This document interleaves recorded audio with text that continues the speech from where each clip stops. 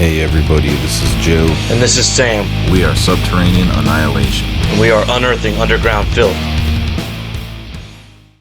Hey guys, welcome to Subterranean Annihilation. I'm Joe. That's Sam. And that is Matt Davis. Friend of ours, but also the guy behind Disparaging Murk. And it's a pleasure to have you. What you drinking there? Definitely digging the YouTube. You guys put out a lot of awesome stuff. I was digging that Fed Ash video that was put up. Definitely digging that. That kind of like Maniac, kind of like very spastic, very raw black metal. That's kind of like quasi-punky. Definitely dig that. The funny thing is, there's another band from upstate New York called Ash Pool, which I just found that kind of funny that two bands from upstate New York have the word Ash in it. But both bands are awesome. Ash Pool's a little bit, if you've been around a little bit longer, they're like more like same style though, like a very raw, cavernous black metal. Sweet. I haven't heard of them. I need to check them out. Yeah, Ash Pool's pretty good. They have a couple of full lengths. I think there's even like a chick in it, which is pretty cool. I'm always, very interested when black metal is not all male white guys in their basement. When they have chicks in it, it's pretty cool. Yeah, I agree. Yeah, there's like a band called Holder. I don't know if you guys have heard of them, or her, I guess. She is very old, like ancient black metal style, like solo artist, and she does like the full garb and the makeup and everything. Sweet. Kind of like Nocturnal Slaughter Cult, but not as I wouldn't consider her to be as accessible as Nocturnal Slaughter Cult is, kind of. Is that the woman from Portland or Seattle? It's like the chick with the blood all on her face, and she looks like she's a bloody bride or whatever. I think I know who you're talking about. Yeah, they were like, I think they played Maryland Death Fest one year. I'm not sure. Right on. Dude, did you listen to the new Nocturnal Slaughter Cult album that came out? I forgot. I think it's called starts with an M. I can't fucking remember it. Yeah, good luck. When it comes to black metal, you're not gonna. that shit is unpronounceable anyway. And it's like, you like this band? I have to show you a picture to get the band name out, or how to even pronounce half of them. And then they're like, have you guys heard of that band? I haven't listened to that Nocturnal. I don't really listen to Nocturnal Slaughter Cult that much, but have you ever guys? There's like a new band out that doesn't have a name, and it doesn't have like a name of a band or an album or song title. Like, how the fuck do you find this? Untitled, right? Yeah, it's just like nothing. Yeah.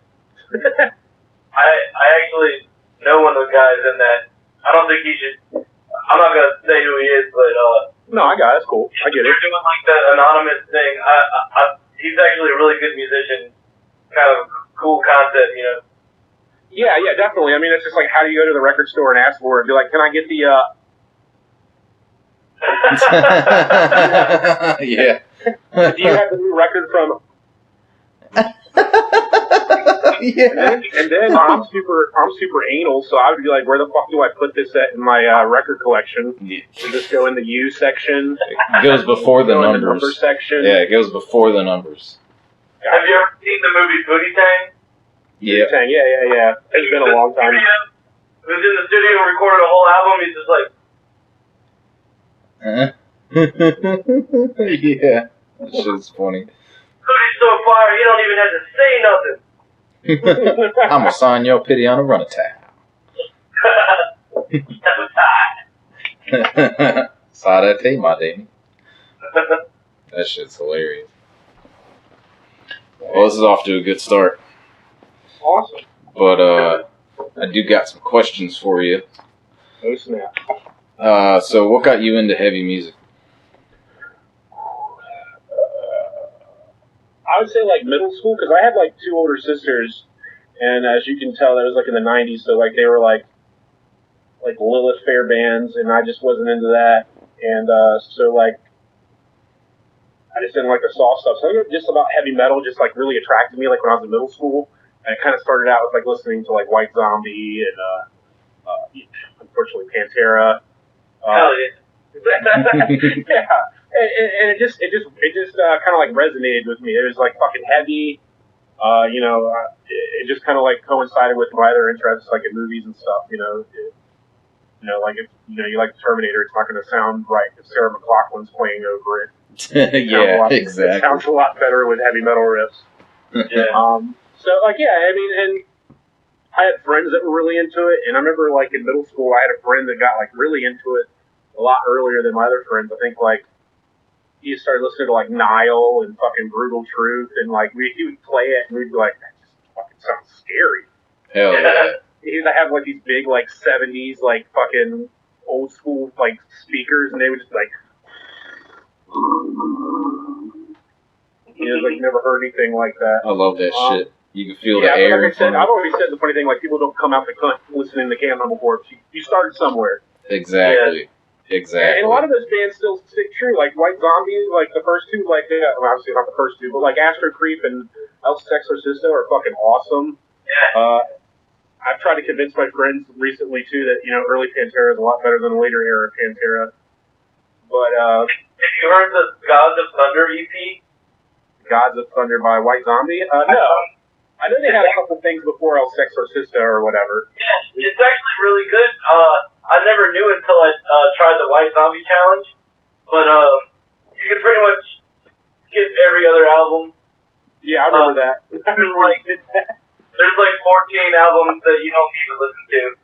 Oh yeah, definitely. The EP and the two albums, those are really good. Yeah, and especially like Astro Creep, Mother Earth Milk Sky or whatever it is, the last track on there is just like dun, dun, dun, dun, dun, dun. It's so fucking heavy. And like the art, I remember just like opening up like when I was in middle school, the artwork in there was like fucking like it was like fucking dicks and fucking clowns and fucking it was fucking awesome, dude. And like I think it just kind of like some people I was friends with listen to metal.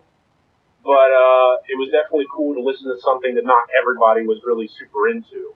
You kind of had like this little special thing, and not to make myself sound like an elitist or anything like that, because I was definitely cool with showing people it, and learning about new music and stuff from people. I feel like again everybody had a super solid new metal phase, and I still like that. Deftones probably still one of my favorite bands, like ever. I still like them. I'm sure people fucking have a field day with saying shit about that, but whatever. I have all their albums. I really don't care. It was like one of the first concerts I saw when I was young. So there's like a huge like nostalgia thing with them that you look back on when you were a kid and now you're an adult. And they seem to pretty much adapted to the new way. You know what I mean? They're not rapping and fucking having sick record scratches and shit and jumping up and down. Yeah. You're fucking doing blow and fucking who knows. I totally feel you on that, man. I still consider System of a Down to be my favorite because if I didn't listen to them, I wouldn't be into Mortician. You know what I'm saying? So yeah. Like I said, everybody started somewhere, and System of a Down, the drumming on that shit is fucking insane. I remember like I got like a sample CD of theirs, and they had like it was like one of the first times I heard like a death metal scream, even though they don't really do death metal on their vocals like, at the beginning. It was just like, right. It's like, holy shit, what is this? Mm-hmm. No. And the first album by System of a Down, definitely awesome. Definitely dig that. Everybody had their very rebellious fucking new metal phase with Rage Against the Machine. Mm-hmm. And those first two Rage albums were fucking awesome too. It's like a little punk ass white boy listening to heavy political rap metal. Yeah. And they're actually saying, fucking fuck you. Hey, they weren't rapping about fucking silly shit like fucking Nookie and real shit. Yeah. And even my mom like was getting along with fucking Pocket Full of Shells. She was jamming out to it. That was what was on the radio. It was very accessible but like heavy, and I think that's what kind of got me into it was like the heaviness of everything. And then like you start digging. That was my favorite thing. Like I don't know about a lot of people, but like if I find a band that I like, I'll go cool, and then I'll go to like Metallum and be like, who else is in this band? And then see what other bands they're in. Yes. And then go check that out and kind of just dig deeper down the rabbit hole of music and just find, either dog shit or awesome stuff. It just, depends. Mm-hmm. And that's kind of always what I was. Like, even back, like, with dial-up internet, I was like, what about White Zombie? We can find more stuff. And that's how I came across, Acid Bath. I remember downloading fucking waves of fucking Acid Bath. on my computer, and it would take like fucking 16 hours a song or some shit. And it just being like amazed. That was another band too that was like really cool. And the funny thing was, like when I first took on Acid Bath, listening to them, it was like kind of like thinking like, oh, this is like fucking really heavy, like new metal kind of stuff. And then you look back now, it's like, oh, that's sludge. Mm-hmm. Yeah. And you're like, oh, let me re-listen to that. And like that first album is fucking insane. And then of course, me digging, Dax Riggs. You find Agents of Oblivion, you find his solo stuff, Dead Boy and the Elephant Men. Very different, not heavy at all, like acoustic music, and it's still fucking awesome. I think I got to see him once open up for Queens of the Stone Age, like I think back in '08, Wow. And it was just him doing solo material, and I think a lot of people were expecting like Acid Bath covers or whatever, and definitely not. But still love that kind of stuff, and I'm always, like I said, always on the hunt for something new. Yeah. I could tell. I can't just listen to the same 6 records over and over again. I can, but there's more stuff out there to be discovered. And luckily, the internet and technology has made that like insanely easy. For now, it's like you can find anything if you want. You can go to listen to every single band that's on the album. I'm sure you'd find a lot of dog shit, but because anybody can make one of those. And you guys ever find it funny that a lot of bands don't have Metallum pages? Yeah. And it's because they're not considered metal. Like Today Is the Day is not up there, and you're like, what? No, it has to be like strictly Metallum is like really, they're really stupid with their rules. A lot of grind bands won't get on there, zero even grind. if they have a metal sound or a metal kind of backbone. They'll be like, no, this is associated with grind, so it's not metal. But then they'll put every shitty black metal demo recorded on the Xbox, ever made. They'll allow that, but won't allow classic grind, Yeah, I think a lot of that grind stuff is because they tell you it's derivative of, or it derives from punk, and punk's not metal. And I'm like, have you heard any metal before? It's like so much metal is punk. Like the early punk is fun. Yeah. Going fast is punk. Like, not playing slow. I get it. It's like you're kind of rebelling. And even like black metal, like, they're rebelling against what the normal sound is. Mm-hmm. And death metal is rebelling against what the normal sound is. It's very, a lot of politics in that. And sometimes you're just like, damn it, I just want to know what other bands they're in. Or I want to fucking, know more info about this album, but you can't find it. Right. It's like, fuck. Or they'll do like, he's in another band, but you can't click it because it's a grind. That's the worst. Like I think Cryptest is up there. No. But it lists our other bands, and it says Cryptest as one of them. Yep. So you literally can't click on it. No. And it's just nothing on it. So you're like. I tried to start a Cryptest Metallum one time, and I typed it in or whatever, and it was like, there was like a warning. It was like, your band, like, this has already been banned from being put up here. So I guess like Trey or someone's tried to start one, and it was like, you guys are associated with grindcore. I'm like, oh, come on. And then I like double checked it. I was like, okay, Last Days of Humanity, and I searched Metallum, like, they're not even up there. And I'm like, are you fucking kidding me? Like, you can't, like, they're one of the best known bands around. That's heavy. Yeah. I think any heavy music should be up there, but that's why I thought it was funny that like Today Is the Day is not up there. I know they kind of like are hard to pinpoint of like what their exact sound is, but I was like, Steve Austin is like the fucking epitome of metal. He like produces metal albums. He fucking loves metal. His albums are usually like, I mean, I know it's not everybody's cup of tea usually, from what I've seen and talked to people about, but like, his albums are fucking heavy, dude. Like fucking insanely fucking heavy. What was the album, the Today Is the Day album? Maybe you can help me out here, Matt. Got the drummer from Mastodon. Like a red album. Yep. In the Eyes of God. Yeah, I love that one. That album is fucking badass, dude. Like, there's like the drumming and like, just the drumming on that alone is fucking, like, spectacular. And, you can definitely, like, hear, like, the, what's that guy, like, Brandon, I think his name is, or Brendan Taylor, or whatever his name is. He is, like, an insanely good drummer. And, that like I said, In the Eyes of God, that was like one of the first Today Is the Day albums I got into. And then like, you again, digging deeper, and you look back at like what's it called, Temple of the Morning Star, and in the end, like Sadness Will Prevail, which was like a weird noise album, like it was like a 2-disc, and the second disc was like just a bunch of noise. But that first album is fucking badass. Like there's a song up there called Descent, fucking insanely good.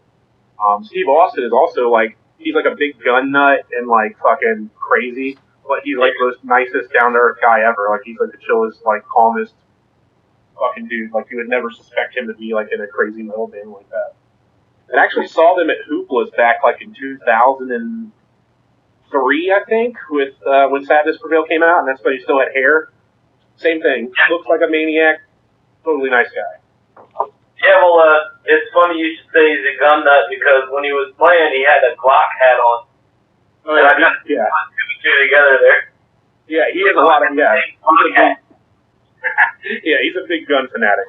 Yeah. And I mean, good for him. He owns, like he lives out like like on a farm or whatever. He's like one of those self-sufficient kind of guys. Hell yeah. Goals. Yeah, definitely dig that guy.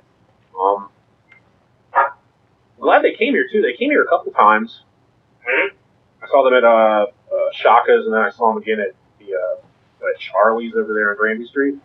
Oh man, you didn't see the Riff House one with AC/DC, Power Violence band, not the Australian rock and roll band. Did you say the band was called AZT?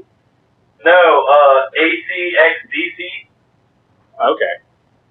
They were awesome. I thought you said AZT. I was like, there's a band named after the AIDS medicine? I wouldn't be surprised if there was.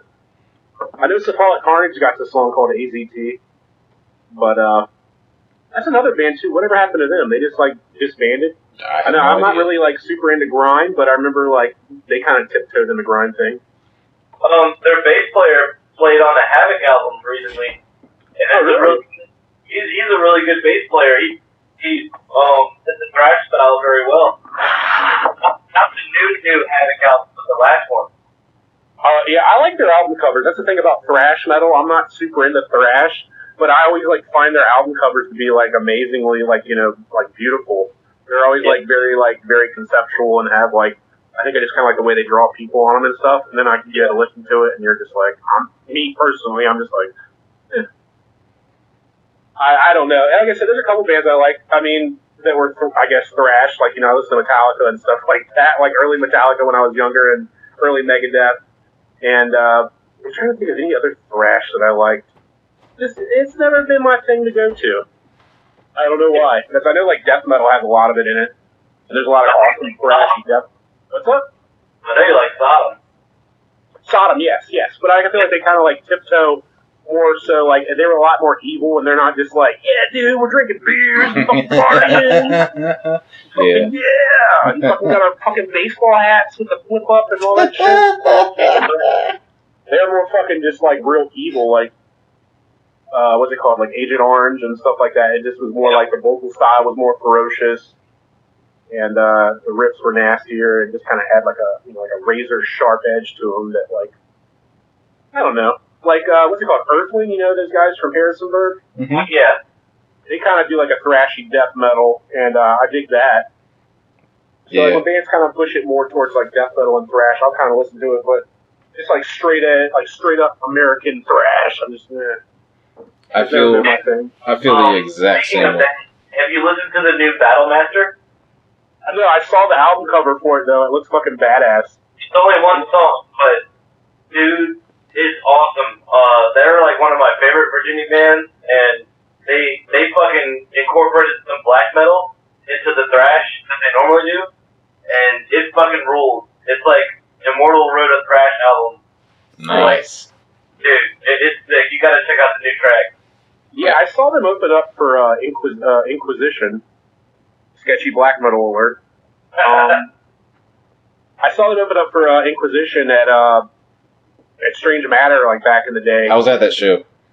Nice. Yeah. And I remember them like talking about like the singer was like, "You just rolled a 3, and now you're in it," and they were just like, "Yeah, it's fucking awesome, dude." Mm-hmm. They're doing some D&D talk in between the songs. Little did we know that after that show, the singer was going to go home and jerk off to little kids. Yeah, unfortunately, I talked to him and the drummer outside before the show, and now I'm looking back and going like, "Ooh." Oh, dude, that was such a curveball because I was like, the multiverse, whatever. I'm bad with titles, but Dude, their album titles are fucking like tongue twisters. yeah, something in the multiverse like was my jam. I fucking listened to that so much, and then that art, Was and that then the one with the like blue cover? no, not the came out blue on- cover. It was more yellowy, and it had like it was like a galaxy. But I saw your Facebook post, Matt, and you were like, "Can't listen to Inquisition anymore," and I was like, "Uh oh." And then I was like, I looked into it, and I was like, "Oh no, I can't." And then like sometimes. Yeah, Because I guess I not like everybody got the yeah. news. Sometimes it'll come on like my Apple Music radio, and I'll be in the shower and I can't change it, and I'm like, oh motherfucker, because like I can't listen to it anymore. I'm like, dude, this guy was doing bad stuff after he wrote these songs. Yeah, I know. And then people will be like, "Oh, you own an Emperor record, and or you own this album." But What's the thing wrong? with Inquisition was I had like their entire discography. And I was like a huge fan of it. I loved the fucking evil grandma vocals. I thought the drumming on it was awesome. The riffs were fucking badass. They kind of had like they had like their very unique sound to them. Yeah. I just found after I found that news out, I wasn't listening to it. No, I can't. just couldn't. I And cannot. I was just like, fuck it, I'll sell it to somebody else and let them enjoy it. And that's what happened. It's very unfortunately I'm being very picky and choosy because I do own a couple Emperor albums, and it's like you got to pick and choose your battles. What's wrong with Emperor? Well, Emperor, one of the guys. Huh? What's up? That guy's not in the band anymore. So. Yeah, no, he's not in the band anymore. But like the original lineup, the guy like stabbed a homosexual in the park. Oh, we're talking about Faust? Yeah, and I think Samoth was like their bassist was friends with Varg or whatever, and you know how that goes. But whatever. That's politics. He's not in the band anymore, and they're continuing on, and then they're not like let's remember the olden days, or they're not bringing back the original guy or whatever. I mean, when they were making those records, fucking everything, dude. When they were making those records, they weren't like, "Hey, dude, you should go stab a gay guy." Like, you know what I'm saying? Like, they were like, "No, let's make some good music." Plus, he wasn't on any of the albums I like anyway, so. What do you think of the progressive sounding Emperor? Do you like that? No. No. You guys don't like it? No. No. Do you They like got it? like ponytails and shit, and they got like slick back hair, and their faces are on the cover. I like it. He's a really good songwriter, man. Like, I like a lot of that shit. I would say so, yeah, definitely a good songwriter. And, what is it? Anthems to the Welkin at Dusk? Those are fucking solid, man. Oh, I like that album. That's a good I'll album. give it a listen. I thought you were talking about like. So much was like they were like super heavy synth, and like all that other stuff like fucking Mayhem and Berzoom really weren't, and they just kind of like threw it in there, and it like meshed super well with like the fast paced black metal and like the fucking operatic fucking. Yeah. Mm-mm. Yeah, I like how a bunch of different styles just evolved out of that era. Like, you had the dirty, like, Mayhem, grimy sound and shit. Like, at least Death Crush and the early kind of stuff. And then you had, like, Ulver, which was, like, kind of folky. Like, I still listen to Bird Super Top. atmospheric, yeah. Yeah, and then, Immortal, like, mountainous, foresty, and then, like, I don't know. I liked all that stuff. I like all the second wave Norwegian stuff. Yeah, definitely. You ever go to like a Norwegian Facebook group? Holy shit. God forbid you mention anything out of Norway. Holy fuck. Really? Yeah, I feel like everybody in that group has like their location is Hell Norway or Helvit Norway, whatever the fuck it is. God, there's like so much. I mean, I know I caught shit for saying all those bands that I don't really listen to, but there's so fucking. I'll give you an example right here, Mystifier. There's so much better black metal out there, or not better, but I would say other black metal out there besides Norway during that time. You know what I mean? Yeah. It might be like saying only early death metal from Florida is real, and it's like, nah. Have you heard fucking Bolt Thrower? Have you heard fucking Brutality? I guess they're from Florida too. I'm not sure, but like anything else besides like Death and Cannibal Corpse. It's always very silly to kind of like limit yourself to what you listen to. Yeah, like, I have like some shit that's like the South American style black metal. They really brought something new to the table there, and Sweden, it was a little bit different than Norway too. So there's always something, man. Yeah. It took me a while to get into Swedish. Yeah, Swedish. Absu's fucking the shit, dude. For American black metal, there's so many great American black metal bands. Like I don't know if you guys listen to Cult of the Zell. Oh yeah, yeah. Cult of the Zell. Early like mid '90s black metal from the U.S. I can't think. I hate to be. I'm not that super of a nerd. I'm really bad at like remembering song titles and where bands are from. Oh yeah, I'm the kind of guy that would be like, "Can you play song 2? Yeah, me too. It's badass." I'm the same way. Yeah. Yeah, but there's a lot of. I mean, it's like I said. If you look, it's there, and like the U.S. scene is pretty solid, and Swedish too. I know you mentioned Swedish black metal earlier. I never really got into them because I kind of always. I don't remember what time I saw a black metal documentary, and they were like interviewing Impaled Nazarene, and they're asking them about Swedes, and they're like, Swedes are nothing but dudes that fuck their fathers. And I was. So I was like, okay, maybe I should listen to Swedish black metal, and I think it was, I made a post about it, and I think Justin Stubbs from, Father Berthal, and like in Coffin Nation, he's like, well, you should check out the Strond. I don't know, I mean, like I said, again, black metal names. The Strond, and I checked them out, and then I just, keep digging and found tons of, like, Swedish black metal is actually pretty awesome. And there's a new Swedish black metal band called Tyranny, or Tyranny. It's like spelled Tyranni. Awesome Swedish black metal. That's like probably one of my favorite albums from last year. It's like I said, just you dig and you find awesomeness from all over the world. Oh yeah, absolutely. Stuff now from like fucking like countries you didn't think they could even fucking play metal in. Right, like Moolah from Iraq. Yeah, you're like, what? You guys have to play in a bunker for real because you'll get you'll get your head cut off if they hear you play that shit. Yeah, I don't even agree with their, whatever. I just like it because it's the music. Yeah, but, definitely. Like, I think it's so ballsy of them that I like it, whether it's about Islam or not, because I'm very anti-religious, but I don't care what you sing about. Like, if you're making good music, I don't care. Like, that's cool that you have to risk death to make this good black metal. I don't care what you sing about. Like, even that is like, they gotta like fucking, how do you get records? How do you listen to shit? Everything is controlled over there. Yeah. You gotta like, it's like the fucking 90s over there constantly. Like, you gotta do like tape trades and fucking secret underground fucking bootleg cassette tape dealers and back alleys and shit. And, dude, I couldn't even tell you half the black metal albums I listen to what their lyrical content is about. Because it's usually all the fucking same. It's all like, oh, darkness, evil. Right. The moon. The moon. and I get that and everything, and that's cool, but like, it's just anybody take that shit like super serious, it's like, yeah. It's more about the instrumentation, and then that's, like I said, that's kind of like why I did like no vocals on this new release, because it was just like, I don't know what to write about. I'm like 35 years old, and I can't write about, fucking coronavirus and naked black metal. Unfortunately. And it was a great album, though. Let me just put that out there. I loved it. Yeah. Awesome. The sound has. Yeah, that's what Jared told me. He's like, next time I play D&D, I'm gonna throw this on. Dude, for real. Because like from the first record to now, like I can tell that you've really honed in how you get it to sound. Because I know you use a certain program for it. But yeah, I use like this time I use like Caustic, and I use like Fruity Loops, and I use like a laptop and like 2 phones on this one. It's like a fucking very like I said, very hard to put together and finally get it all together in one spot.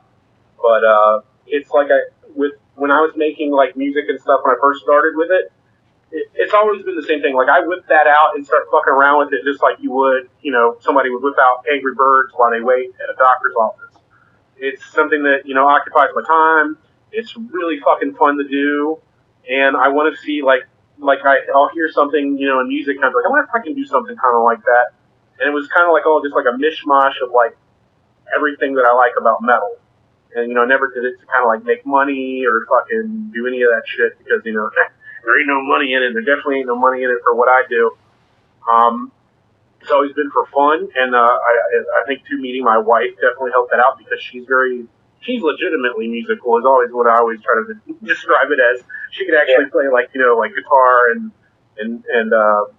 banjo and the ukulele and stuff, and she sings really good, and it kind of helped me go like, maybe I should do this more often, or find ways to express myself the way that she does, and that's probably the most un-black metal thing to say is that my wife makes me make all the evil riffs, but she does. Like you gotta find somebody that's gonna motivate you. No, dude, that's awesome. She puts up with my shit because she hears me write the same fucking thing over and over again, and you play it back to listen to it and see how it sounds, and she hasn't left yet because of it, so that's definitely one of the reasons to keep her around. That's awesome, man.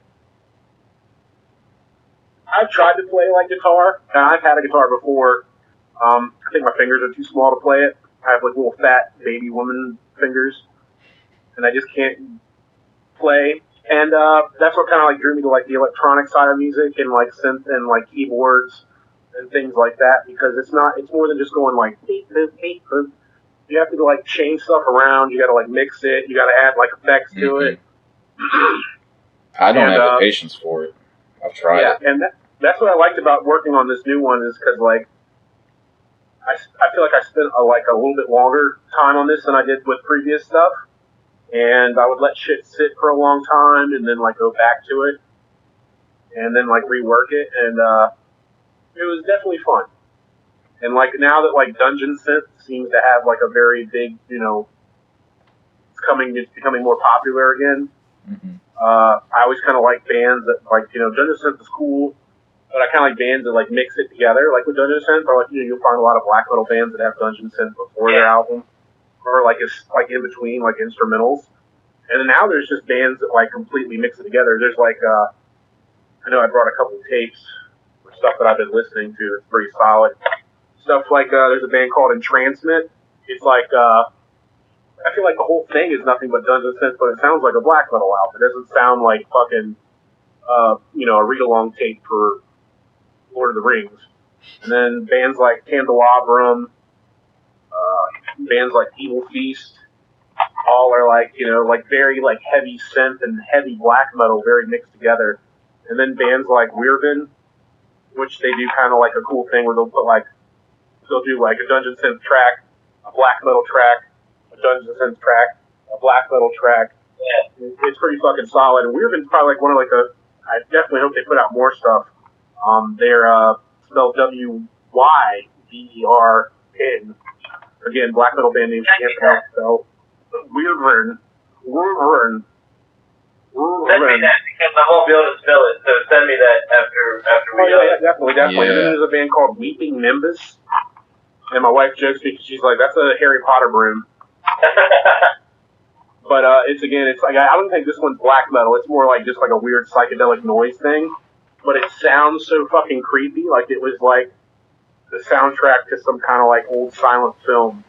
Definitely dig stuff like that. That's cool. And just anything too, like I know you guys like dinosaurs.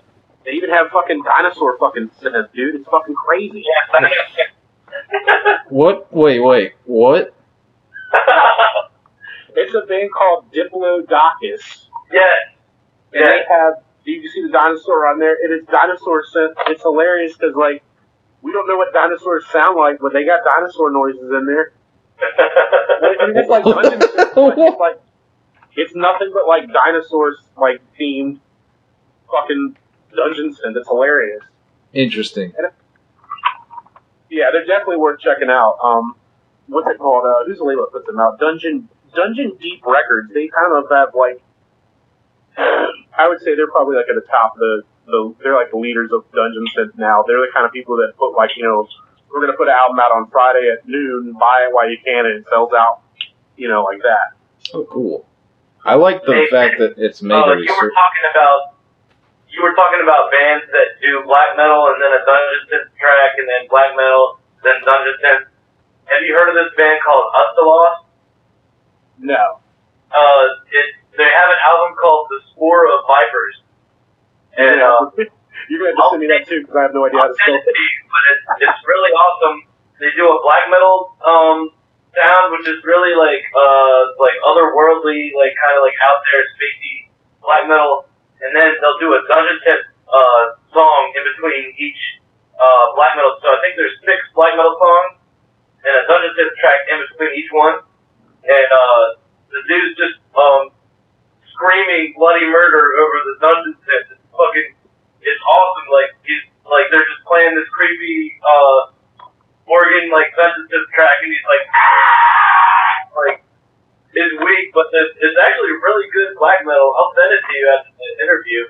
Yeah, that's like the Weirden band I was telling you about. Yeah, dude. Wait, you see? That's the thing too. I like about them is look at these pictures of these guys. Oh shit! They do the same thing, like to be like, it sounds like a fucking funeral dirge playing, and they're like, yeah. I like that. Yeah, I do too. I definitely have. Like, this is on Tour de Garde. They put out so much awesome black metal. Like, that's the thing too. Like, you would never think somebody so nice and peaceful as Canada would have so many great like black metal bands and death metal bands and black death bands. That's crazy, but, isn't it? Canada is definitely one of my favorite places for like metal and stuff. Especially for death metal. All the death metal that comes out of Canada seems to be like completely like top tier.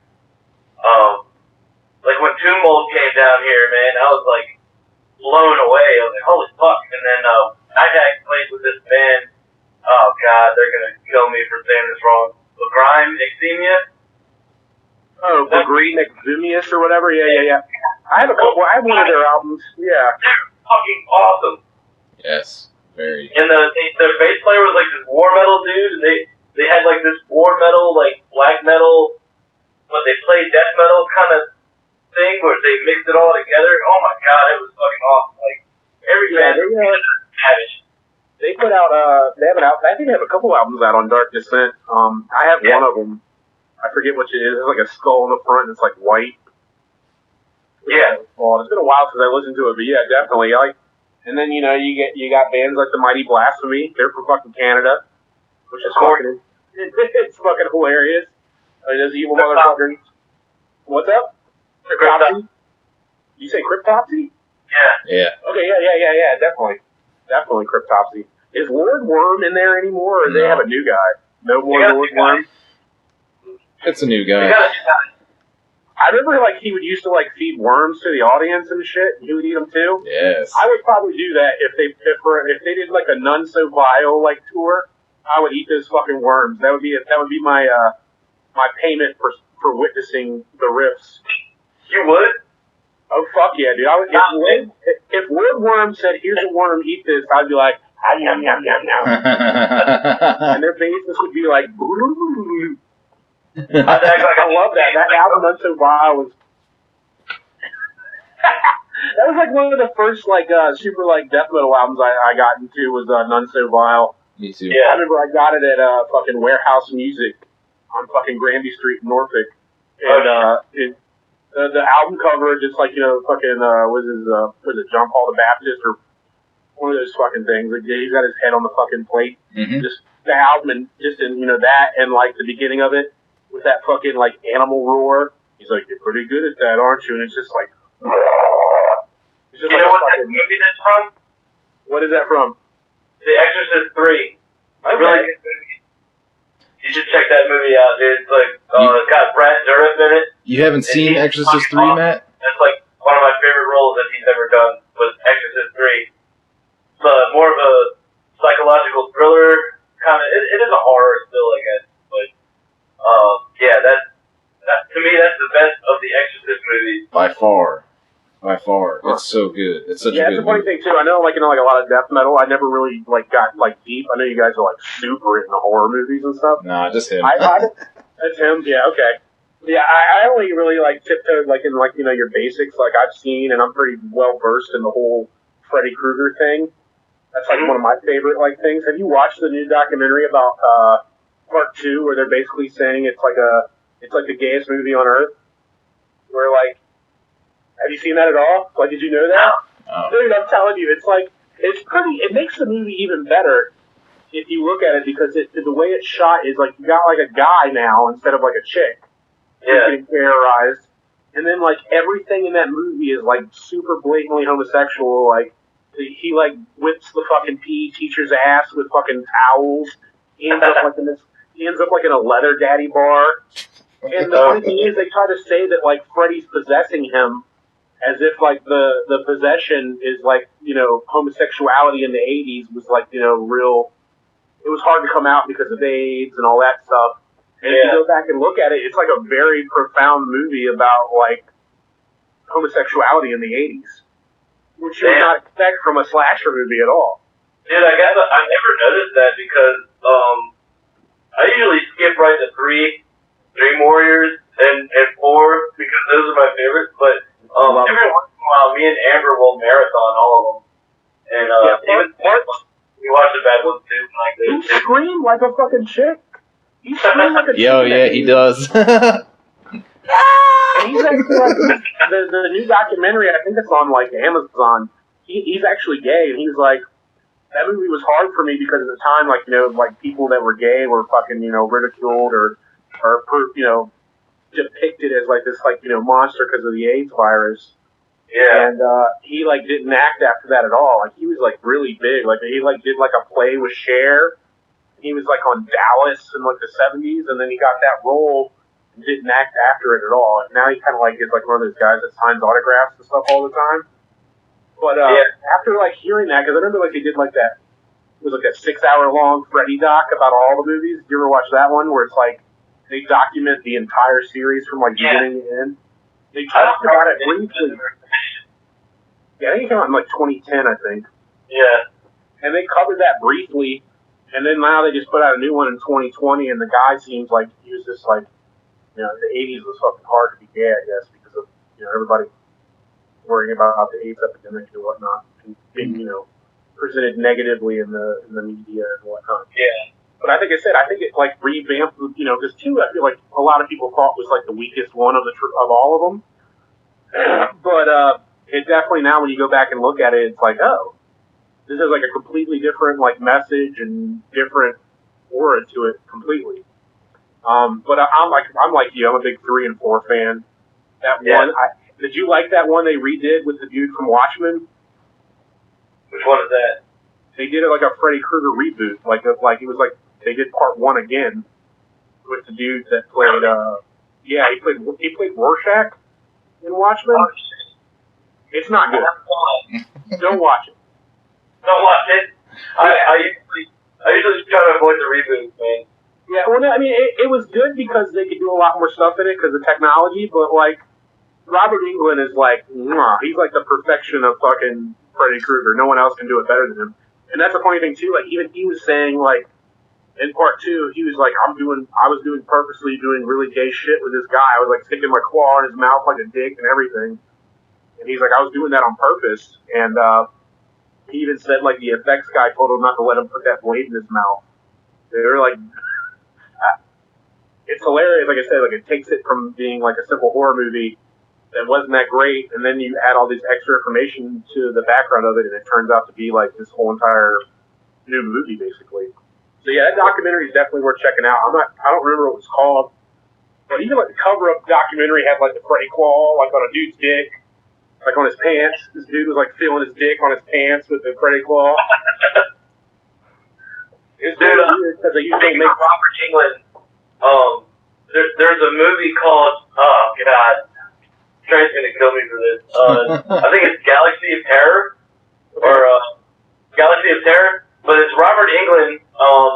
They enter this like dimension in space where they have to face their worst fears, and Robert Englund is like a baby in that movie, and I think it's one of his first movies, and he faces himself. So there's 2 Robert Englunds fighting each other. And dude, it's the most hilarious thing. Like, you gotta see that. Just for that. It makes the whole movie. Like, Robert Englund fighting himself as a teenager. Yeah, I'm trying to think of the other. He was like in the Littlest Whorehouse or some whorehouse movie, I forget. And he like raped the chick in it. And I remember seeing that, going like, Freddy is fucking evil. He's raping chicks now. He's a fucking monster. Like on all his movies, he's such like a very like cartoonish, but still at the same time very like scary. Like ooh. And that's kind of like what I liked about 3 was like the kills in 3 were the fucking best, dude. The fucking puppet shit, and like the fucking drug girl with the needle fingers. The needle fingers, he's like, shoot up, and they just, oh my god. Like little eyeballs on her fucking, where her fucking, they're like, oh god, dude, that was so fucking awesome, considering, comparative to other horror movies. I remember like the first time my mom was telling me about Halloween, and how that was like the scariest movie she ever seen, and I watched it, and I was like, what the fuck? You just got thrown off a balcony? That's it? Yeah. I never thought that movie was that great. I wasn't a big Halloween guy either. I think, like I said, like Nightmare on Elm Street was more my thing, and I liked more like weird sci-fi-ish kind of things, like X-Files and The Twilight Zone. Mm-hmm. And I still occasionally watch like old Twilight Zone episodes on Hulu. They're amazing. Oh my gosh! And the funny thing is, thanks to the internet, me and my wife started watching Erie, Indiana. You remember that show? Oh from, shit! Like, 90s? Dude, that is like the best show ever. It's like adolescent Mulder from fucking X-Files. It was. Yeah, dude, and it's like one season, and then it's like 19 episodes, which is insane for a season. But they're like all awesomely written, and like I think they even got like some of the directors and stuff from like Gremlins and stuff to do a couple episodes. And then as I dug deeper into that, I found out there was actually a new reboot of Erie, Indiana in '98. And the original cast from the first one, were communicating with these guys that kind of look like them. Like they got the same kind of character dynamic as the first series. It was very weird. I haven't really watched that many episodes of the new season, but I just found that out from digging through Wikipedia. Because I was like, this is a great show. Why did it only do one season? Dude, that show was the shit. Actually, me and Amber just revisited those, and that was like really solid. Yeah, I'm surprised they didn't make another season of that. Yeah, and the funny thing was, did you watch the last episode where his life became the show? And he found a script of the show. That's fucking awesome. It's the best fucking writing ever for a fucking kid show. Yeah. Now you're bringing back memories now. Yeah, I know. I remember that show when I was a kid going I was like, why didn't I remember how awesome this was? It was very their Monster of the Week episodes, which is my favorite kind of X-Files episode. I don't really care too much for the old, Fox and fucking Scully fucking storyline. I like the Monster of the Week episodes. They're always the fucking best. Like the fucking inbreds. Do you remember that episode? X-Files, where the inbred family kept their mother, who was a big DNA mess of she just looked like a fucking spilled bowl of spaghetti under a bed. And all her kids were inbred. They were inbred monsters. Oh, shit. I think Fox can't even hear that, though. I forget what episode it was called, but, it was, really weird and creepy. The mom was under the bed in, this, shit hoarder house. And, her sons were all, mangled and disformed because they were inbreds. Very hilarious. But, like I said, I know you guys, dig super deep. I'm trying to think, I never really got super into horror, which is, what's associated a lot with death metal and whatnot. People are super into it. But like I said, I'm never scared of throwing a garbage film on and watching it. Especially if it's 80s. I always like those cannibal movies from the 70s and 80s. I always feel like those are really fucking horrifying. Sure. The Green Inferno, which I thought was an awesome remake. I thought it was. And the top part was a little silly, man. I don't know. It kind of took away from the horror part of the movie when, the movie's been out for a while now. I'm not going to spoil it for anybody, but when they put the ounce of weed in that dude's body and they were cooking him, put the whole village to sleep because they got high. Dude, come on, man. Yeah, that was really silly. Yeah, I tried to watch the original with my wife, the Cannibal Holocaust, I guess it is, with the turtle getting killed. Yeah, I hate that part. Yeah, my wife wasn't having it. I could watch the humans getting killed all day, but then the turtle, I'm just man, fuck you. Yeah. I can't watch that movie. Appetizing. I was like, oh, that's what a turtle in a shell is.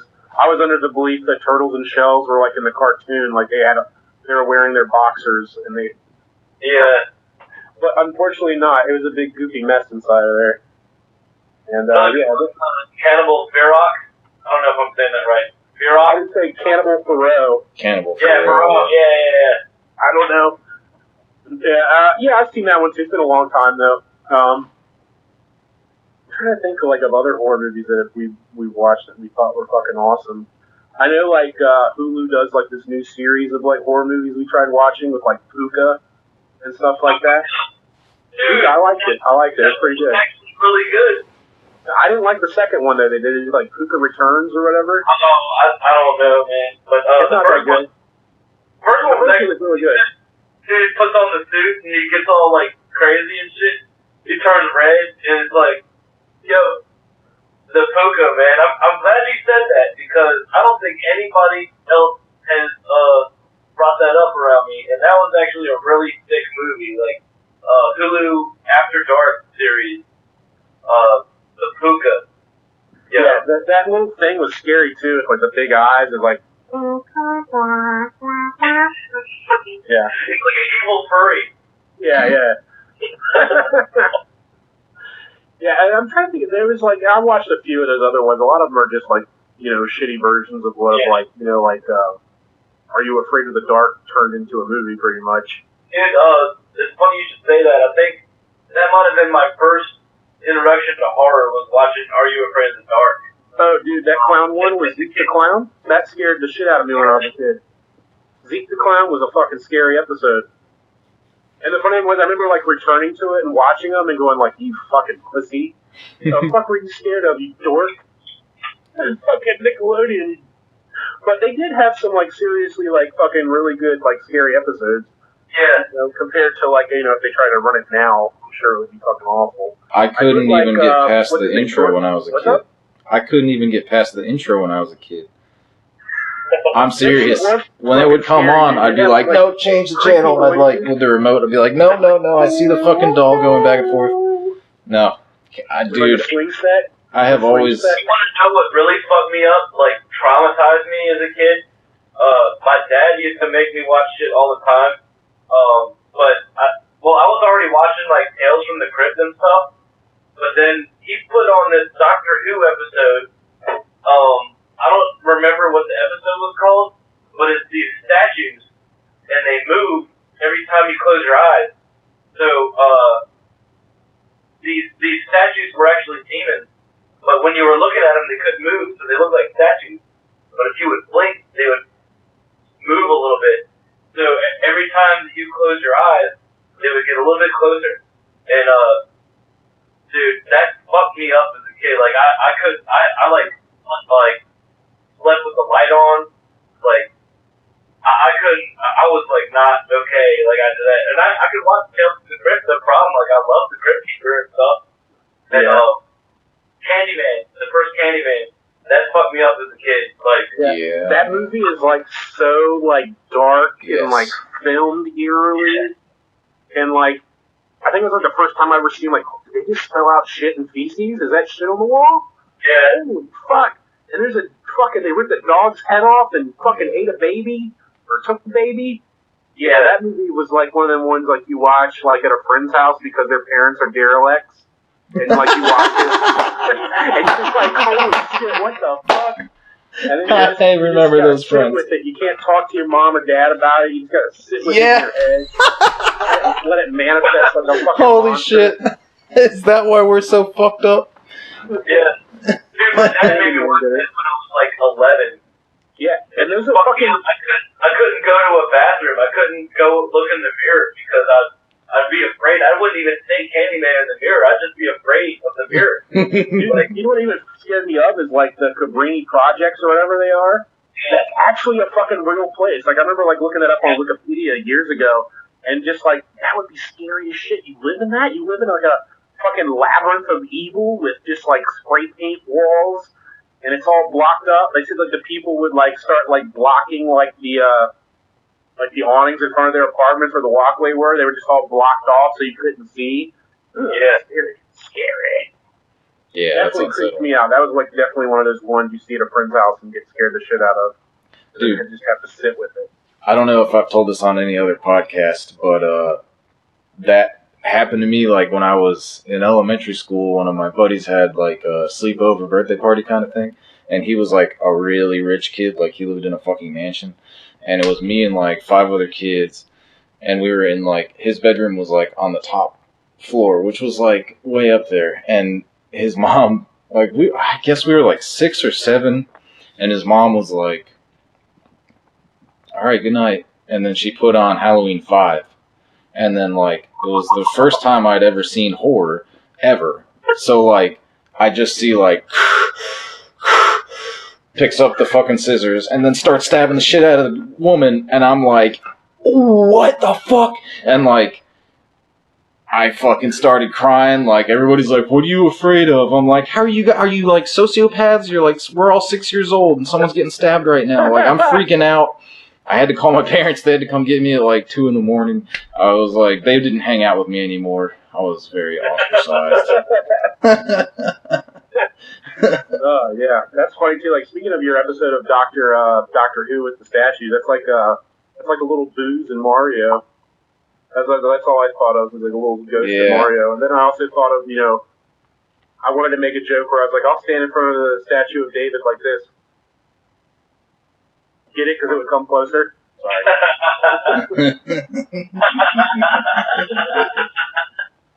Dude, someone needs to tell me what the name of that episode is because I watched it again recently and it's still fucking scary. Like at the end, they're chasing him and he's trying not to blink because every time he blinks, like he blinks one time and they're like this. And there was one scene where it stopped right in front of his face. It's like, yo, that shit made me piss myself as a kid. My dad showed me all sorts of stuff that a kid probably shouldn't watch.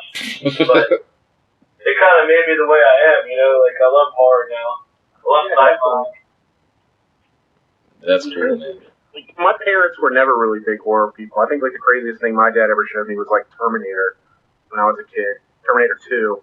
And I think that was just because everyone at that time was like baffled by like the special effects in it. They were just like, whoa.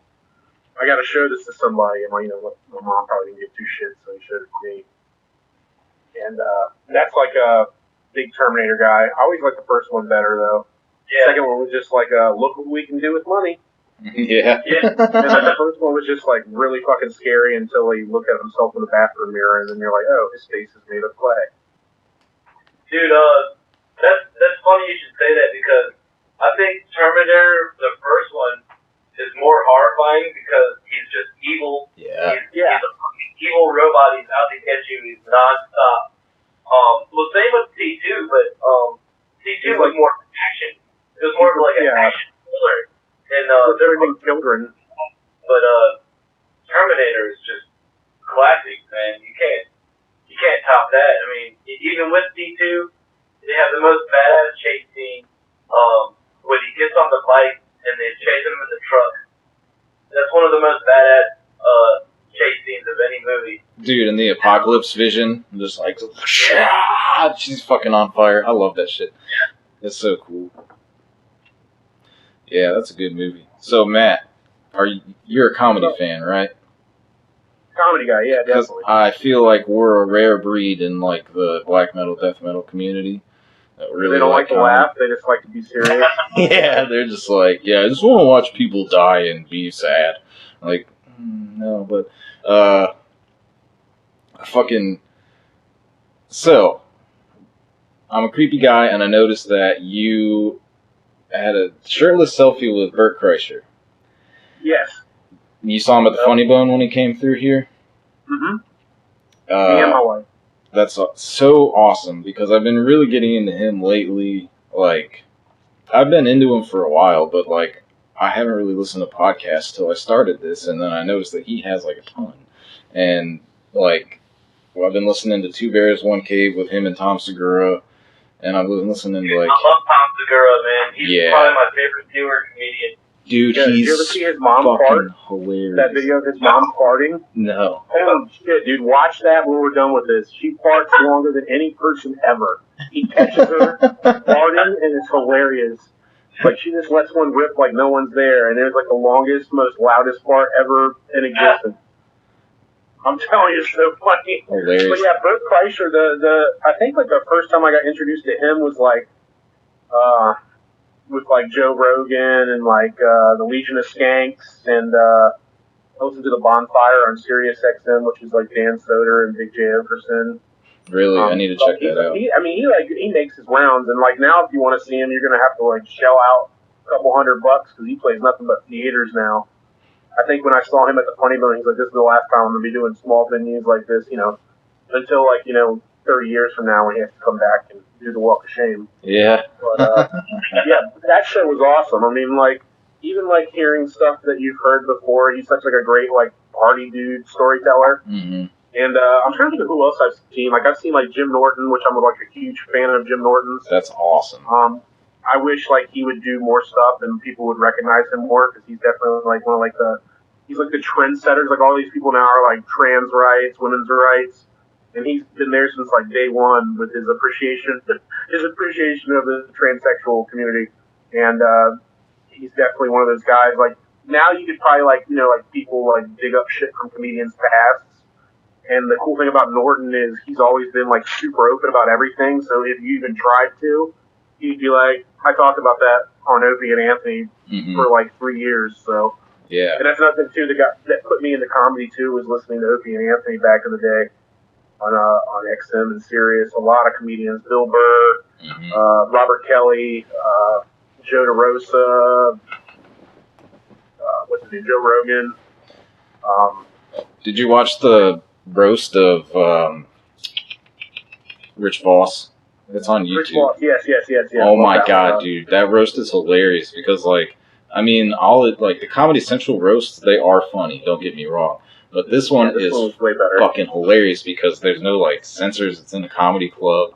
Like they say what the fuck they want, and it's brutal as piss. I love it. It's hilarious. Yeah. Well, they've always been horrible against Voss because he was like a crackhead back in the 80s. Yeah. And and like his wife is like super hot now, and I think he's married to Bonnie McFarlane. Bonnie, yeah. Yeah, and he's hilarious. I mean, he has a lateral lisp. He has like this fucking tumor thing behind his ear that smells like fucking feta cheese. He was like a big regular on Opie and Anthony. He used to have like a list of all the words he would say wrong. And that's like definitely like my favorite like era of comedy was like the mean. People being mean to fucking each other, and I feel like that's kind of going away now, and people are trying to have like messages and shit, and whatever. Like, what's that? There's like this like fucking lesbian chick that's a comedian now. I forget her fucking name. It's probably good that I don't mention her name, but she tried saying like, if you're not fighting for a cause in your comedy, you shouldn't do it. You should quit. You should have like some kind of message, and it's like. No, dude, stupid. People are they're comedians because they've been traumatized in their life. Right. And they're trying to deal with it, and that's how they deal with it is through comedy. And this chick's like, she's up there talking about how she got raped, and somehow, like, you shouldn't be up here telling jokes or misogynistic jokes or anything. It's such a mishmash of PC culture that it's coming into a thing that's not serious. Like, I don't think I've ever been like, watch a comedy special and I'd be like, oh, my opinion is completely changed. I hate everybody now. Well, it's like, no, it's a break from life. Right.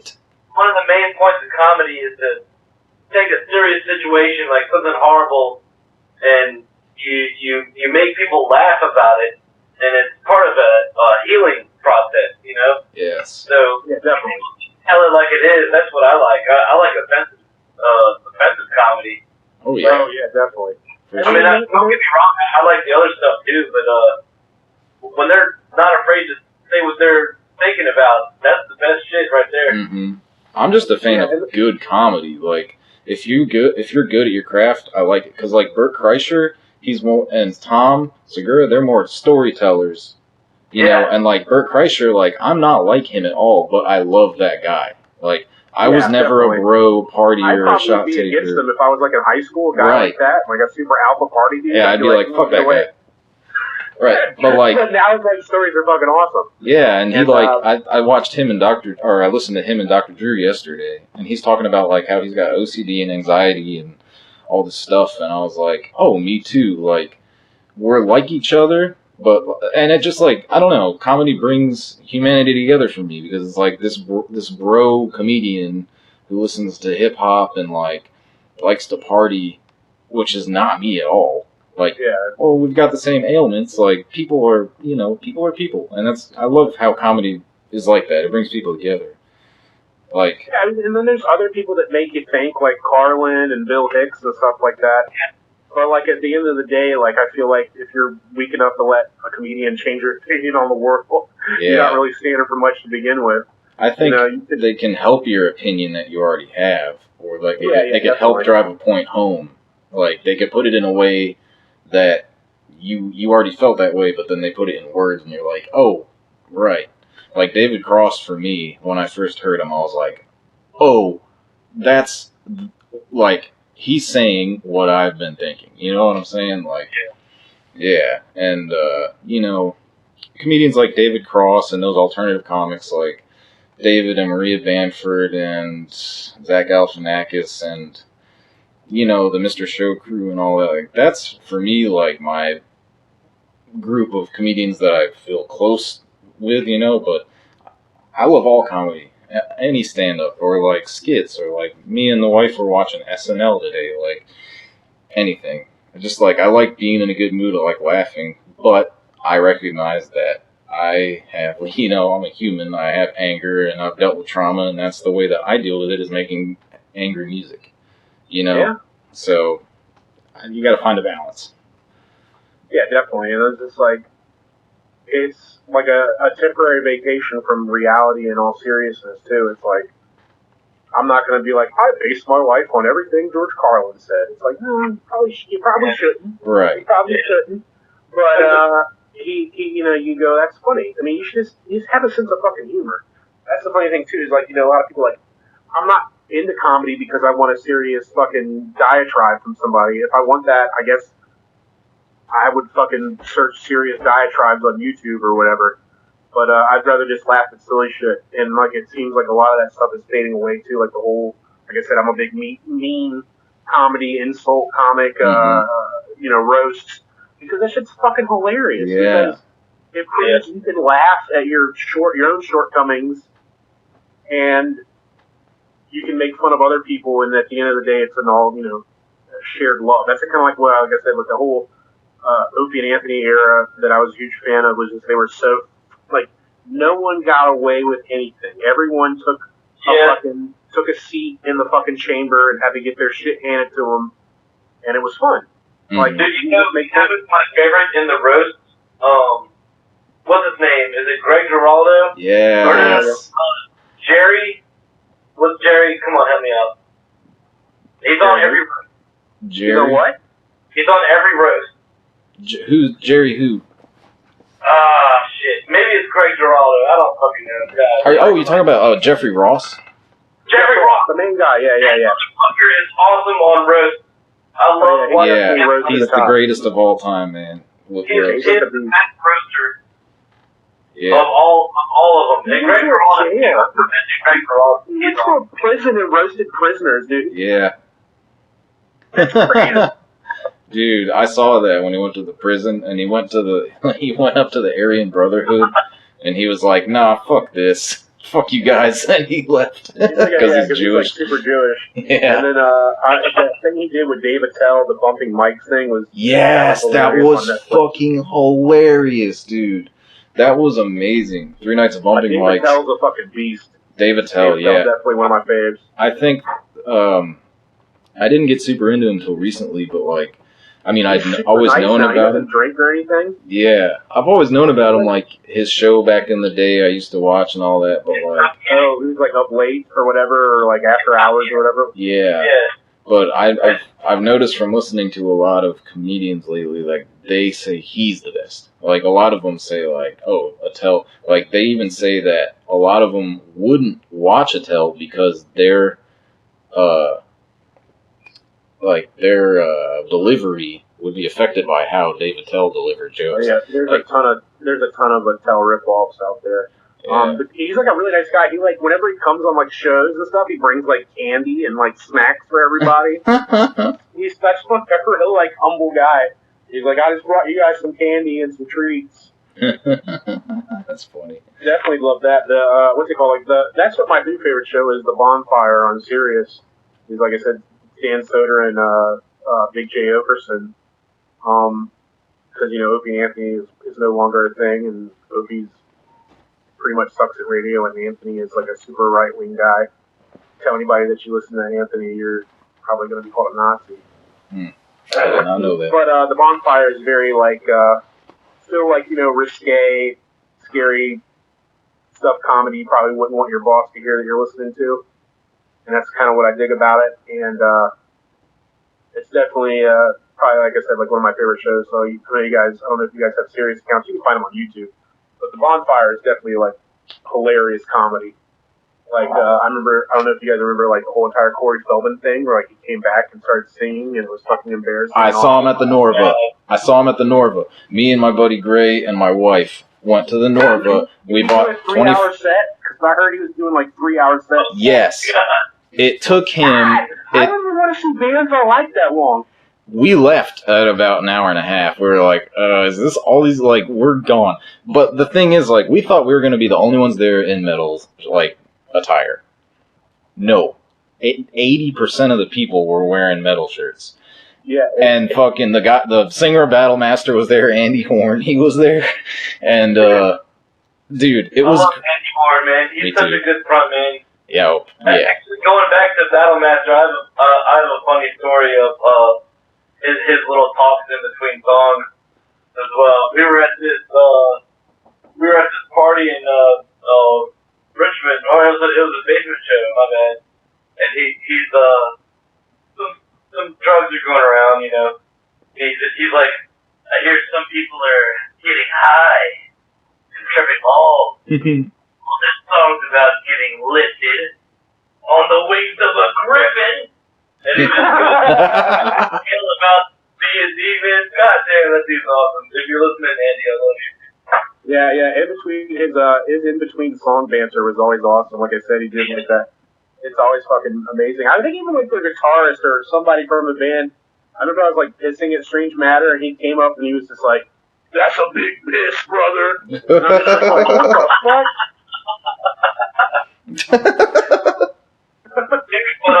You know what came out about Corey Feldman? I heard he was being a piece of shit to those girls that work with him. Really? Oh, the Angels? Oh, dude, I know all about it because of the Bonfire. They actually had like one of these. And said he was abusive and shit. Dude, this is not funny. Okay, he's well, like very controlling about their diets and shit. Yeah, what the fuck? Dude, Yeah. So this is not funny that happened, but this is funny only because I had a running joke for years saying that he kept them in cages and he didn't feed the merch girl. So like when we saw him, I didn't know any of this that you guys just said until right now.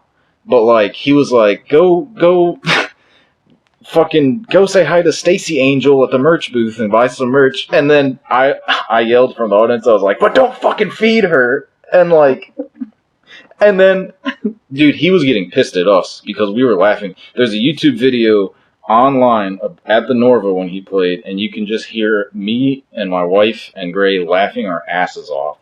During one song he was playing, he was like specifically looking at us, like yelling the lyrics aggressively because we were on the floor. Like we fell on the floor at one point, and I thought we were getting kicked out. I looked at the security guard, like I got up, looked at the security guard, and the security guard was like, "This is ridiculous," and he was laughing with us.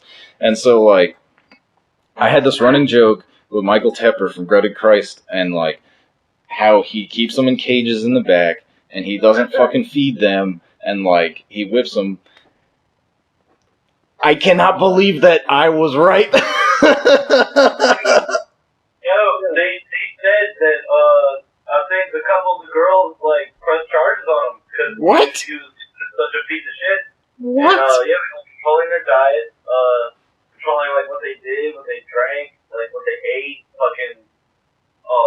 apparently he was a piece of shit to them, and he plays like this, you know, something happened to him, and he's fucked up, but he like takes it out on other people, man. It's fucked up. Oh, that's Yeah, terrible. That's the best thing too, because he's on the they talk about him on the bonfire like ad nauseum, and that's they even had like one of his old angel chicks on the show, like interviewing, and like he basically got these chicks, and like I said, he controls their diets, he doesn't let them like communicate with their families. He like keeps them off social media. He like makes like he fucks them and like it's like him and his wife fuck him. And like I don't know if you've noticed too, like with like all his like uncovering pedophiles in Hollywood, which I commend him for a little bit because he was like he's super fucking nuts, but at the same time like you're like holy shit he was fucking right. But if you notice when he talks, it's always like, hey, we were molested, but Corey Haim got his asshole flexed. It's always like he deflects from him like getting like molested. It's like Corey Haim. Hey guys, I was like I might have got a blowjob or whatever, but Corey Haim got butt fucked. And it's just like even Corey Haim's parents are like, his mom is like, don't listen to this guy, stop it. And it's just like, how do you tease revealing child molesters? Like, how do you cut a wrestling promo to tease the revealing of child molesters? Like, just do it. And then, like, he did his movie, and then it backfired on him, and, like, it didn't come out, and there was, like, he's just, like, a money guy, right? And it seems like, a lot of, like, like most child actors fucked up mentally, which makes sense if he's saying he's been molested or whatever, or sexually abused as a kid, but, like, his way of going about it is so delusional. It's like, dude, you're ripping Michael Jackson off. You haven't had a movie in, like, 30 years. You suck musically, but he just keeps going, and that's kind of like the funny thing in the attraction to him too. Is like, how can you be this delusional and blind to your fucking self? Yeah, that you're gonna go out there and do it 3 fucking hours? Holy shit! He made the audience wait an hour. You know why? Because he had a hoverboard routine. You know those hoverboards you ride on? Okay, but the thing is, during sound check, he was trying his hoverboard routine and he fell off the stage. So God, he was like in pain and hurt. So he made one of the angels or something like open up for him. It was a nightmare. And then like he made us wait an hour, and then he had like literally like a 15-minute PowerPoint presentation about all his accomplishments. And then he came out on stage. Oh my God. He's like, I was the Frog Brothers 30 years ago. Yeah, he was like, he like bragged that he collaborated with Fred Durst. I was like, what the fuck? Like, how delusional? And it was bad, but like, I feel really bad for those angels now because I was just fucking kidding. I didn't know he was doing all that shit. Yeah. God I damn. think that some of them like I said, some of them have escaped and are telling their story or whatever, but it just is like, dude, we get it. You want to fuck a bunch of chicks. Oh my God. Don't try to turn it into something else. Like, it's not a band. It's just you want to fuck a bunch of broads with your wife. That's cool. If you're rich enough to pull it off. But he seems like he's very, like, domineering and controlling and completely psycho. Just, like, nuts. Wow. And if you guys want to watch something really fucking good that just proves his psycho-ness, watch The Tale of Two Corys. It's a Lifetime movie. Holy shit. It is directed and, like, I think written by him or maybe just written by him. But like I said, he's like, me and Corey were molested. But really, it's just him talking about fucking Haim getting, like, the most molesting. It's just like, It's the wildest fucking movie. And the funny thing is, my wife, she was like, like around that time when he was popular, like, calling the Corey hotline and being a fan of the Coreys. And even she's like, now is just like, what the fuck? I remember having a crush on him, but he's a fucking lunatic. Dude, that's nuts. Hollywood is so crazy. I don't like it. Yeah. And it's just like, it seems like he's just trying to, like, still trying to be relevant. When he could, if he was aware of himself and was like, hey, I make music, it might not be the best thing ever, but I do it because it's fun. But he's not. He's like, I'm the greatest ever. I do. He's like, no. He almost makes it seem like he taught Michael how to dance the way he talks about it. oh, dude, that's all he was doing. He was dressed like Michael. He was doing only Michael's moves. He was like, he had the PowerPoint presentation about him and Michael. It lasted like 10 minutes. Like, it was nuts. But, like, we saw that Today Show thing, and I was like, look at this.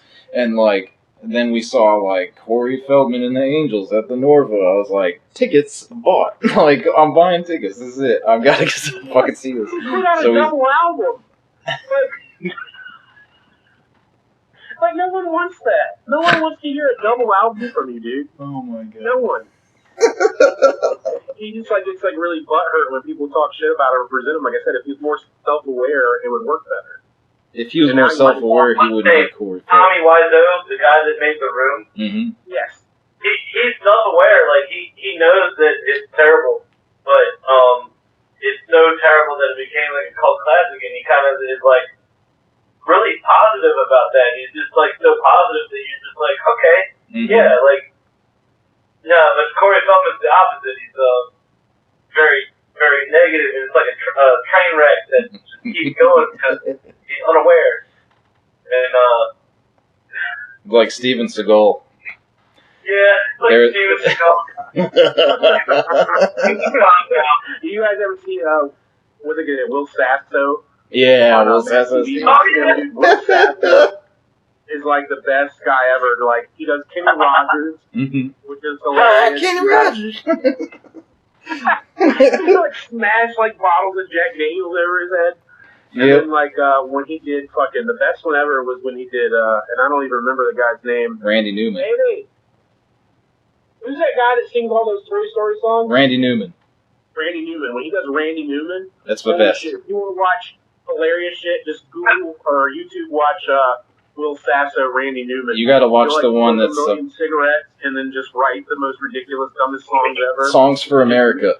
Songs for America is the funniest one. That's my favorite Mad TV skit of all time. He's like, USA all the way. And like, he's like, land of the free, unless you're in jail. It's like a collaboration with like Beyonce and all that. Yeah. There's like an ashtray of like 100 cigarettes. Yeah. He takes the whole pack and he just lights them on. Yep.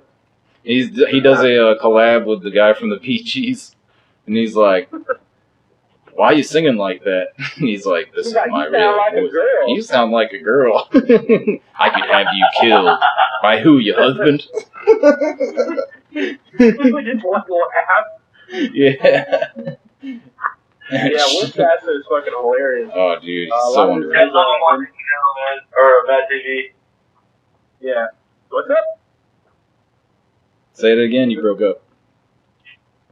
I said I love Will Sasso. Was he on Mad TV or NFL? Yeah. Mad TV. Oh, fuck. Yeah.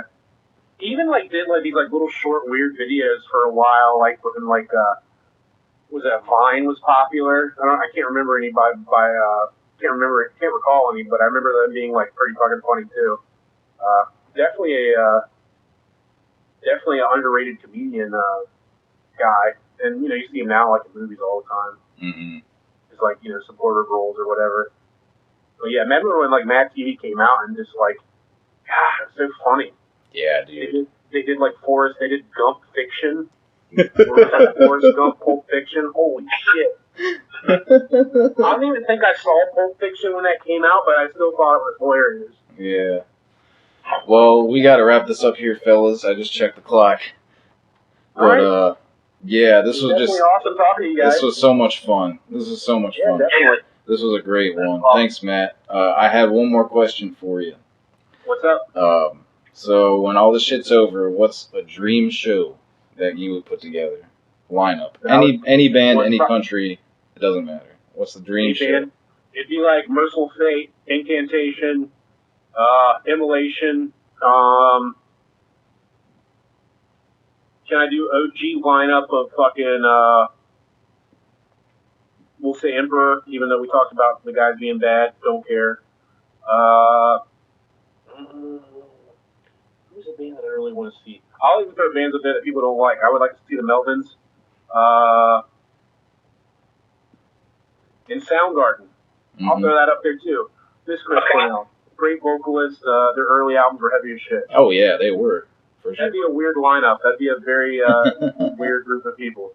I'd pay $150 to see it. All right, Matt. Thanks so much, man. Yeah, no problem, guys. Y'all have a nice evening. You too. Yeah, I'll talk to you, man. All right. Later. See you guys later.